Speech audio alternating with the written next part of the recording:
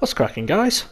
I've been playing The Witcher 3 recently, and I've stumbled upon what I believe is an interesting Easter egg referencing Cyberpunk 2077. Spoilers ahead for The Witcher 3. If you've not played it to completion, you've been warned. So this happens in the later stages of the game, when, spoilers, Geralt is finally reunited with Ciri.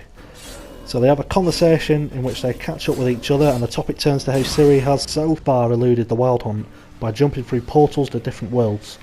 She says she eventually met Avalak, who found a portal that took her to a world that sounds to me to be very similar, if not the same, as the world in which Cyberpunk 2077 is set.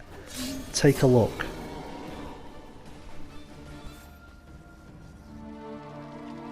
As soon as I'd left you and Yen on the Isle of Avalon, I found myself pursued. Eredin and his Red Riders were on my heels. I fled through many worlds, many times. They came very close to catching me once. It was then that Avalak appeared, out of nowhere.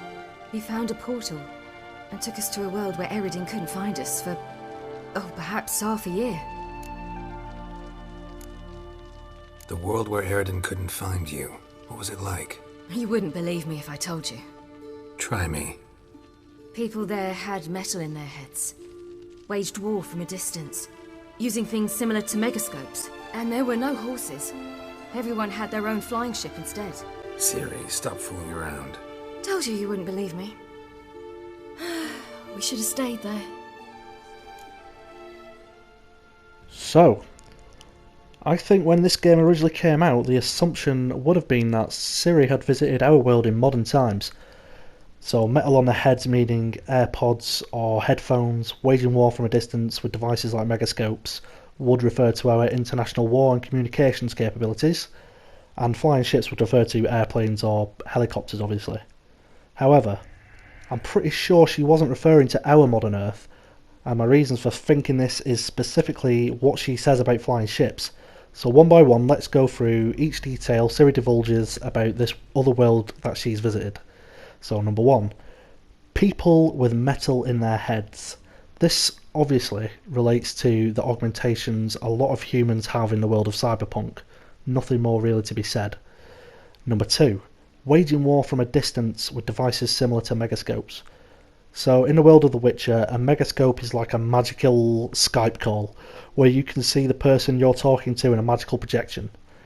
In the world of Cyberpunk, the technology is so advanced that to someone like Ciri, who has grown up in a sort of medieval pre-industrial age, it might seem like war is being waged on a screen. However, I think this might actually refer to extremely advanced and hyper-realistic video games that the citizens of a place like Night City would play all the time, and thus she would have seen them.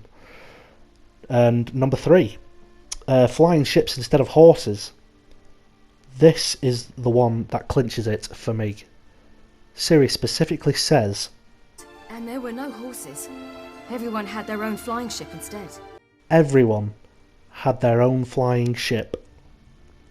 Very, very few people in our world have their very own plane or helicopter. What they do have is cars, and Cyberpunk's equivalent to something as regular to us as cars is the flying car. So, essentially with that I rest my case. I think it's brilliant that CDPR slipped this nod to their next project into the game, and in a way that makes sense as well. And I sincerely hope this means we can find Ciri hanging out somewhere in Night City. We'll have to see when Cyberpunk 2077 finally releases later in the year. For now though, thank you so much for watching, take it easy, and be good to each other out there.